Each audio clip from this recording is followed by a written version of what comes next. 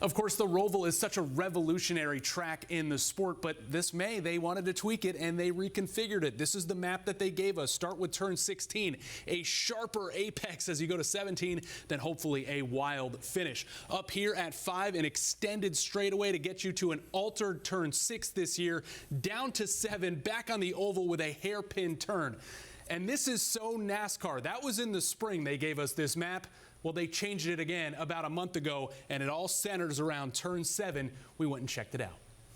We are here with Charlotte Motor Speedway President and General Manager Greg Walter. Greg, we got the map of the reconfiguration in May, and we're here in turn 7. I'm not going to lie to you, man. It looks a little different than that map. Your powers of observation do not fail you, because it is not the same map we showed you in May.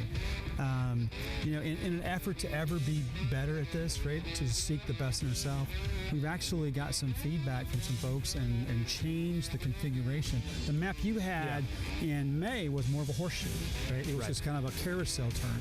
This, we opened it up, angled the entry point, and we think it's going to make for some great passing.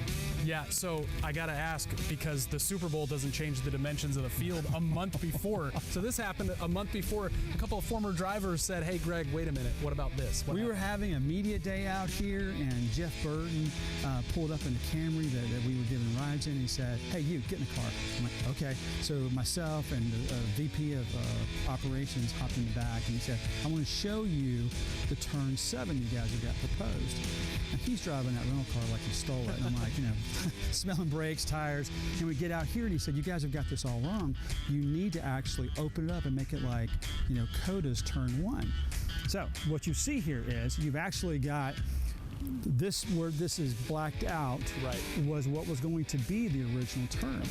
But what we've done actually is angle it. So a driver will set up to the right-hand side of the course to enter here. Now, depending on their tires, depending on their brakes, you may have a situation where they go out wide to make the turn back onto traditional 1. But you may get dive bombed, right? You may have another driver who'll be able to come in, cut the corner even faster. We were just out here with NASCAR, you know, do we anticipate drivers actually pushing even further and further out, or even trying to cut closer to the tires? And the great thing about the sport is, every time you put a challenge in front of the team, they adapt every week, right? It may be fuel mileage, it may be a rule change.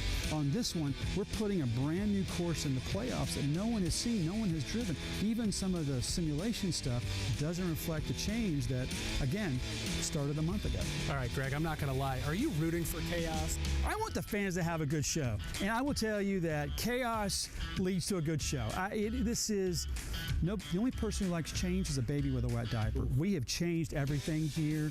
This and the front stretch chicane. Somebody's going to run over their mother to get to the start finish line.